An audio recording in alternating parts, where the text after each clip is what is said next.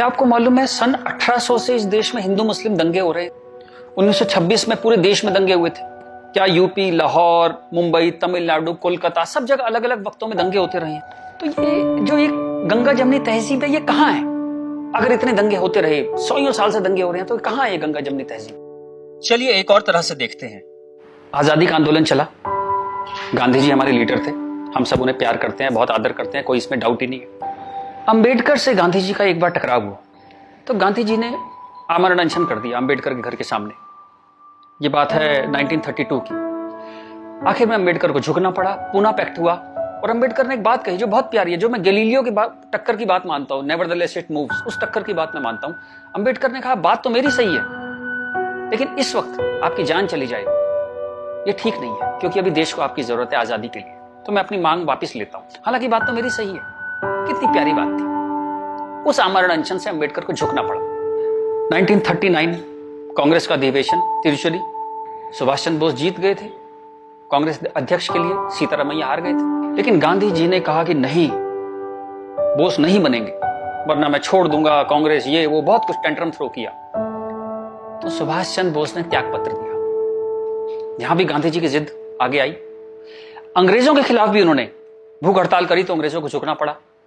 तो लोगों के दिल में ये सवाल है, मेरे दिल में सवाल था, जब मैं 7th 8th स्टैंडर्ड में था तो मैंने अपने टीचर से पूछा था, जब जिन्ना ने कहा कि इस देश का पार्टीशन होगा, बंटवारा होगा, तो गांधी जी ने उसके घर के सामने आमरण अनशन क्यों नहीं किया? इस सवाल का जवाब कौन देगा? मुझे आज तक इस सवाल का जवाब नहीं मिला। खैर उसके बाद जिन्ना अड़ गए तो पार्टीशन हुआ। 47 में पार्टीशन में करीबन 15-20 लाख डेड बॉडीज, जो हिटलर नहीं कर पाया, 15-20 लाख डेड बॉडीज हमने देखी।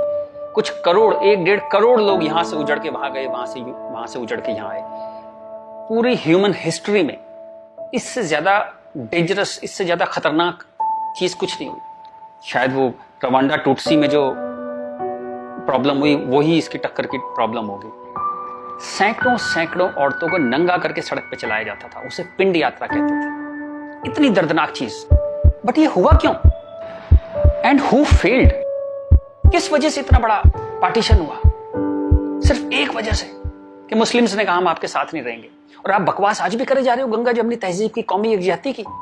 20 लाख लाशें गिर गई, आप अभी भी सच का सामना नहीं करोगे? उसके बाद जो पार्टीशन से लोग आए, यहां बहुत सारे शहरों में रहे और अगले 20, 25, 30 साल बड़ी गरीबी में रहे। ना उनके पास पैसे थे, ना कैंप बोल दिया जाता था, वहां कैंप में रहते थे। बहुत तकलीफों से उन्होंने 20-30 साल बिताए। अब तो वो लोग नहीं है, गुजर गए, लेकिन उनकी वो दर्द की, वो जो रोंगटे खड़े कर देने वाली उनकी कहानियां थी, वो कहानियां जिंदा है। वो लोग जिंदा नहीं है, पर वो कहानियां जिंदा है। और याद रखिएगा, कहानियां अपने हीरो से, अपने कैरेक्टर से ज्यादा उम्र रखती हैं। जीसस चले गए, कहानियां हैं। राम चले गए, कृष्ण चले गए, उनकी कहानियां चलती हैं हजारों सालों से। तो वो लोग चले गए, पर वो कहानियां इस देश के सबकॉन्शियस में चली गई हैं। कलेक्टिव सबकॉन्शियस में वो कहानियां हैं। इसलिए जो आप हेट्रेड देखते हैं हिंदू मुस्लिम की, वो बड़ी एब्स्ट्रैक्ट सी हेट्रेड है। उसकी कोई शेप नहीं है, आप मालूम भी नहीं पड़ता किस वजह से है, किस चीज के लिए, पर वो है। फिर आजादी हो गई, सरकार बन गई, कॉन्स्टिट्यूशन आ गया। उसके बाद फिर अजीब अजीब सी चीजें होने लगी इस देश में। शरिया की बातें होने लगी। 4 शादियां कर सकते हैं, हां कर सकते हैं। शाहबानो आती थी तो पूरा पार्लियामेंट उल्टा लटक जाता था सुप्रीम कोर्ट को दबाने के लिए। ये कुछ अजीब अजीब सी चीजें होने लगी इस देश में। तो कभी ये क्यों नहीं कहा गया कि हाँ हम शरिया पूरी तरह लागू करेंगे, हिंदू चोर जेल में जाएगा, मुसलमान चोर के हाथ काट दिए जाएंगे, क्योंकि शरिया में ऐसा कहा गया है। ये कभी कहा ही नहीं गया किसी प्लेटफॉर्म पर, लोगों के दिल में था। अब इस सवाल को दबाया कैसे गया? कांग्रेस के हाथ में ताकत आई। अब उसे इस बात से बचना था कि पार्टीशन हमारी वजह से हुआ, हम लोग फेल हो गए। तो उन्होंने सारे टेक्स्ट बुक अपने हिसाब से लेके सारे यूनिवर्सिटीज के वाइस चांसलर्स और ये एनसीईआरटी, सीबीएसई सबके हेड्स उन्होंने अपने आदमी भर्ती करने शुरू किए।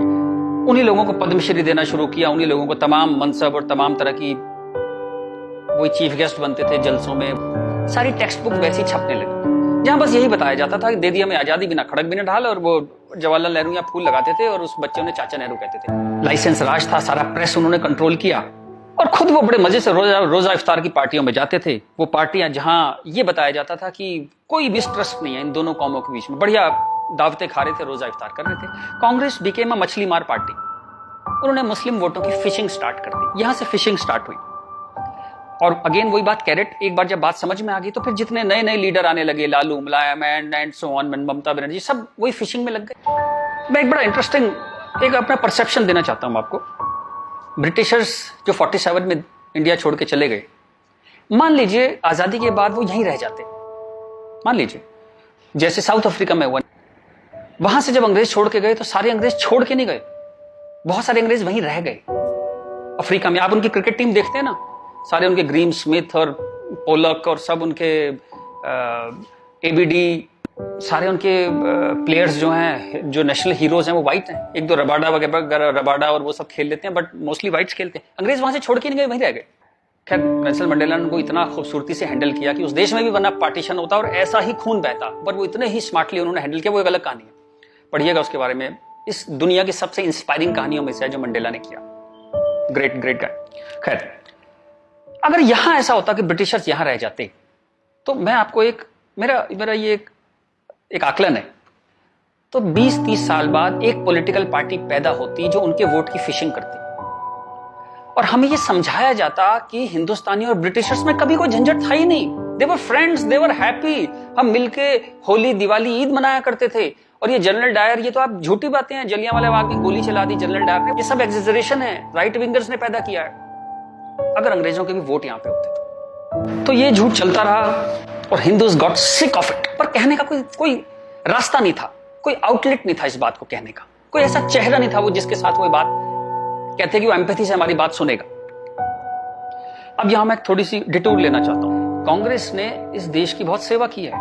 अगर इतनी मॉडर्न आउटलुक के नेहरू जी ना होते तो देश यहां तक ना पहुंचता। उतनी भयंकर गरीबी में जब दंगे भी थे, वॉर भी थे, नेहरू जी ने इसरो के बारे में सोचा, एटॉमिक पावर के बारे में सोचा, आईआईटीज के बारे में सोचा। Great guy.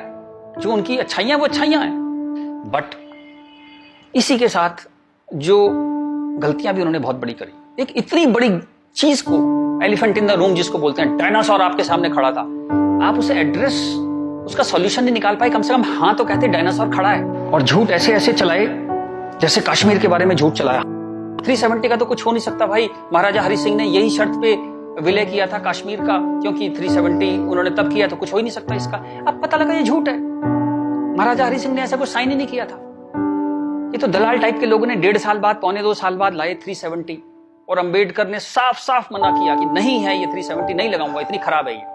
फिर भी लगा दिया आपने, जबरदस्ती ठोक दिया आपने। अब मैं अपनी बात पे वापस आता हूं कि नरेंद्र मोदी कोई आदमी है ही नहीं, ये वो खूंटी है जिस पे पूरे देश ने अपना ये जो बरसों का गुस्सा है, 50 साल का नहीं, 150-200 सालों का गुस्सा टांगना शुरू कर दिया उस खूंटी पे। डिस्कशंस स्टार्टेड हैपनिंग, गुस्से को एक जगह मिली, एंगर फाउंड अ वेंट।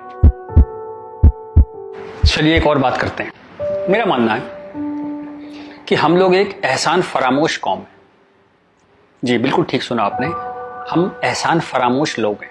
गुरु अर्जुन देव, गुरु तेग बहादुर, बंदा बहादुर, भाई मती दास, हकीकत राय, गुरु गोविंद सिंह, आपने नाम सुने? सिख गुरुज, उनके साथी। जब हिंदू कौम इस्लामिक रूलर से बहुत परेशान थी, फोर्स कन्वर्जन हो रहे थे, बहुत जुल्म हो रहे थे, जजिया वजिया बहुत चीजें थी, तो इन्होंने हिंदुओं को बचाने के लिए ये सब कुर्बानियां दी। किस गुरु को जिंदा जला दिया गया, किसको गर्म तवे पे भून दिया। बात समझ रहे हैं आप? जैसे सब्जी बनाते हैं आप, गर्म तवे पे जिंदा भून दिया। किसको आरे में से बीच में से काट दिया, किसको रुई से बांध के जला दिया, किसके बच्चों को दीवार में चिनवा दिया, किसके बच्चों के दिल निकाल के बाप के मुंह में ठूस दिए। ये सब कहानियां हमने पढ़ी। इनकी कविताएं हम स्टेज पे गाया करते थे जब हम छोटे थे। हकीकत हूं, हकीकत को हकीकत जब बताऊंगा, हूं एक लाखों को हकीकत मैं बनाऊंगा। इस सारे जुल्म को सहकर हिंदुओं में से एक वॉरियर कौम पैदा हुई, खालसा। पर आजादी के बाद टेक्स्ट बुक, कांग्रेसियां टेक्स्ट बुक थी सारी, इरफान हबीब, रोमिला थापर, इन सब ने हमें हिस्ट्री पढ़ानी शुरू करी, और ये कहा गया कि भाई हम बड़े सेकुलर हैं, सेकुलर रहो और प्रोग्रेसिव बातें करो। अगर आपने ये सब बातें करी तो बड़े आप कम्युनल कहलाओगे। तो हम बड़े कंफ्यूज से हो गए कि क्या करें। तो कुछ समझ नहीं आया तो हमने सिखों पे जोक बनाने शुरू कर दिए।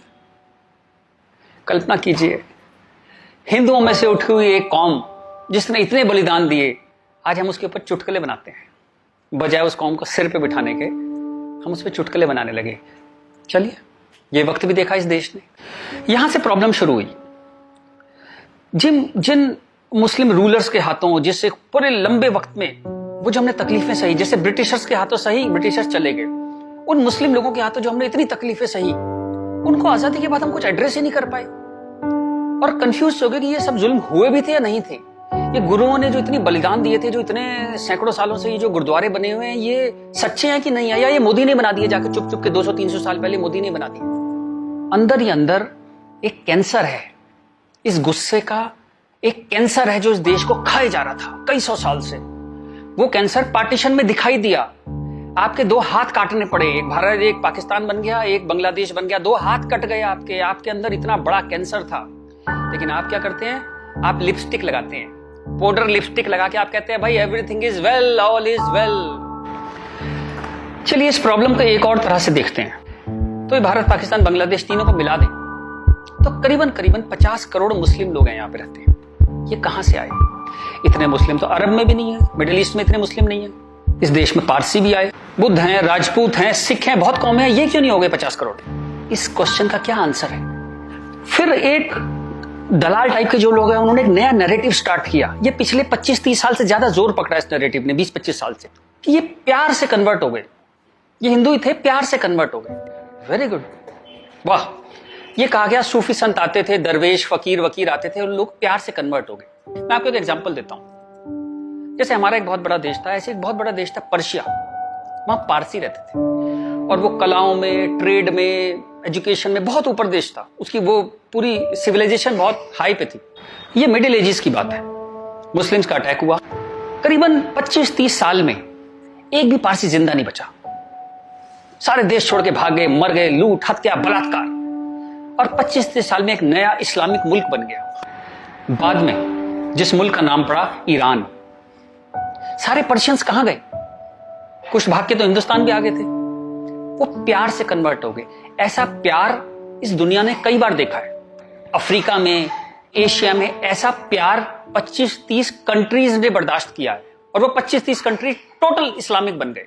और लेटेस्ट कश्मीर, जब वहां से 3 लाख 4 लाख हिंदू भगाए गए तो वो प्यार से भागे वहां से और पूरा कश्मीर इस्लामिक हो गया। Make no mistake, it's a caliphate. जो बगदादी करता है खलीफा जो अपना साम्राज्य बनाता है जहां सिर्फ मुस्लिम होते हैं और अगर गैर मुस्लिम है तो उन्हें डिम्मी बन के रहना पड़ेगा, खत्म होकर रहना पड़ेगा, वो कैलिफेट है इस्लाम की। इस वक्त कश्मीर में, हिंदुस्तान में कैलिफेट है। 1921 में मालाबार में दंगा हुआ था, वहां भी कैलिफेट बनाने की कोशिश की गई थी। कुछ 50,000 या 1 लाख हिंदुओं को बाहर निकाल दिया था वहां से, फोर्स्ड कन्वर्जन किया था, तो तब नहीं बना पाए। लेकिन आज कश्मीर में कैलिफेट है, ध्यान रखिएगा। ये आपकी गुलदस्ता और कश्मीरियत, जमहूरियत, इंसानियत सबके बीच में एक कैलिफेट बन गई। लेकिन आप कहते हैं कुछ हुआ ही नहीं है। और जब ये 3-4 लाख हिंदू वहां से भगाए गए 1 महीने के अंदर, तब कॉन्स्टिट्यूशन सो रहा था, इंटेलेक्चुअल सेमिनार कर रहे थे, गंगा जमनी तहजीब पे सेमिनार कर रहे थे और इस तरह की तमाम रोजा इफ्तार की दावतें चल रही थी। Happy, everybody was happy.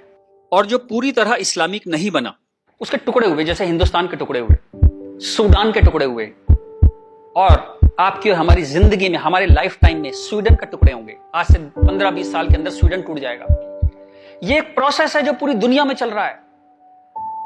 आप या तो बहुत भोले हैं, देखते ही नहीं, या आप इतने मूर्ख हैं कि दुनिया में क्या हो रहा है आपने कभी देखा ही नहीं, या आप झूठे हैं, या आप दलाल हैं। अगर आप इस पूरे प्रोसेस को मना करते हैं कि नहीं ऐसा कुछ नहीं था, यहां तो बड़ी गंगा जमनी तहजीब थी, आप इन सब में से एक है, या हो सकता है सब कुछ हो। चलिए मैं आपके साथ एक एक्सरसाइज करता हूं। आपके एक दादा होंगे, एक दादा परिवार है, दादा, चाचा, ताऊ, बुआ, फूफा, उधर के उनके बच्चे, सब एक पूरी फैमिली ट्री वो है। एक नाना की तरफ से है, तो एक आदमी करीबन ऐसे 10-15 परिवार उसके आसपास होते हैं। इसके बाद आप कॉलेज, आपका कॉलेज, स्कूल कॉलेज, जहां 50-100 स्टूडेंट हैं, जिसमें कुछ दोस्त हैं जो आपके साथ ट्रेवल करते हैं जिंदगी भर। फिर आपका मोहल्ला, आपकी कॉलोनी, वहां भी आप 10-20 परिवारों को जानते हैं। यूं कहें एक आदमी मोटा मोटा 700-800 1000 लोगों की खबर उसको होती है, डायरेक्ट खबर, चाहे मिले ना कि कोई बहुत दूर रहता है, लेकिन हाँ पता लगता है उसकी शादी हो गई, उसके बच्चा हो गया, डेथ हो गई, कुछ बहुत अच्छा हो गया, बहुत बुरा हो गया, खबर आ जाती है कहीं ना कहीं से। अब मैं आपसे एक्सरसाइज करता हूं, पिछले 20, 30, 50 साल में ये इन 1000 लोगों में से कितने लोग मुस्लिम बने, कितने लोग कन्वर्ट हुए? आंसर मिलेगा 0। क्या हुआ? सारे सूफी, दरवेश, फकीर रिटायर हो गए, आईपीएल देखने चले गए, इस्लाम की कशिश खत्म हो गई? दोस्त, जब तक गर्दन पे तलवार ना हो ना, कोई कन्वर्जन नहीं होता, या बहुत सारे पैसे ना हो, कोई कन्वर्जन नहीं होता। उसके बाद पार्लियामेंट पे अटैक हुआ, इस देश की पार्लियामेंट पे अटैक हुआ, और उसमें शामिल अफजल गुरु, उसके सम्मान में, उसके समर्थन में लोग खड़े हैं, हजारों हजारों लोग मुसलमान खड़े हैं, और हमने तब भी कुछ नहीं कहा। इस देश में हाहाकार नहीं हुआ। मुंबई में कुछ साल पहले आजाद मैदान में एक रैली हुई, किस लिए हुई? रोहिंग्याओं के समर्थन में। आपका क्या लेने देना रोहिंग्याओं के समर्थन में? और रैली के आखिर में क्या हुआ? जो शहीदों के लिए स्मारक बना है, फौजियों के लिए, शहीदों के लिए जो स्मारक बना है, उसको जूते मार मार के तोड़ दिया। इतनी नफरत आपके मन में इस देश के लिए, और कोई कुछ कहता ही नहीं, कोई कुछ कह ही नहीं पा रहा था। ये चल रहा था इस देश में। तो ये जो एक हेट है, ये इन दोनों कौमों में रही, और वो एक हेट, वो एक नफरत जो थी, वो कभी, it never became a past history, distant history, कभी नहीं हुआ। वो रोज रहा। कभी वो अफजल गुरु के रूप में आ गई, कभी वो क्रिकेट मैच के रूप में आ गई, कभी कश्मीर, कभी आजाद मैदान। वो हमेशा कभी ना कभी उसके न्यू एडिशंस आते रहते थे। एक और एक्सरसाइज करते हैं। आप मोटरसाइकिल चलाते हैं, कार चलाते हैं, साइकिल, स्कूटर कुछ चलाते होंगे। जब भी आप सड़क में जाते हैं तो थोड़ा संभल के चलते हैं। लेकिन आपके शहर के जो मुस्लिम एरिया है, जब उसमें आप जाते हैं तो कुछ एक्स्ट्रा संभल के चलते हैं कि नहीं? एक्स्ट्रा संभल के, कि अगर यहां लग गई तो एक्स्ट्रा पिटाई होगी। वो जो फियर है आपके अंदर, वो जो डर है, वो कमाल की चीज है, जिसको देश कहता है नहीं, एक सिस्टम कहता है नहीं, लेकिन आपके अंदर है, करोड़ों लोगों के अंदर है, 100 करोड़ लोगों के अंदर है वो डर। और एक आखिरी एक्सरसाइज, जब भी आपको कोई ज्ञान बांटता हुआ आदमी मिले, सेकुलर मिले, इंटेलेक्चुअल मिले, गंगा जमनी तहजीब वाला आदमी मिले, सब बराबर हैं, सब धर्म है, तो उसको कहिएगा चलिए एक पेज पे लिखते हैं, गीता, बाइबल, कुरान सब एक जैसे हैं, जीसस, राम, कृष्ण, पैगंबर मोहम्मद सब एक जैसे हैं, ना कोई छोटा ना कोई बड़ा, सब प्यारे इंसान है, सब बढ़िया हैं, सब बराबर हैं। एक पेज पे लिख के उसे बोली जरा 2-4 मुस्लिम से साइन करा के ला। ऐसी ची की आवाज आएगी उस इंटेलेक्चुअल की, आपके पास जिंदगी में दोबारा नहीं आएगा। वो एक मुसलमान के साइन नहीं करा सकता इस बात पे। ये सारा ड्रामा हमारे लिए है। ये तो जहां से मैंने बात शुरू करी थी कि ये जो गुस्सा है, ये कई 100 साल का गुस्सा है, जिसको वेंट नहीं मिला, कभी निकलने की जगह नहीं मिली। और ये जो बार बार दंगे होते हैं ना, ये उसकी EMI है। And coming back to the point, Modi कोई आदमी है ही नहीं। मोदी वो मौका है, और वो गारंटी है कि इस बार जब शाहबानो पार्लियामेंट में आएगी, कि हलाला हो गया, कि 4 विवाह हो गया, कुछ हो गया, इस बार पार्लियामेंट ब्लैकमेल नहीं होगी। वो एक शख्स नहीं है, वो एक इमोशनल बाम है, एक इमोशनल मलहम है, जिसकी इस देश को कई 100 साल से जरूरत थी। और अगर आप सोचते हैं कि एक आदमी क्या कर सकता है, तो दोस्त, कैसे आकाश में सुराख नहीं हो सकता, एक पत्थर तो तबीयत से उछालो यारो।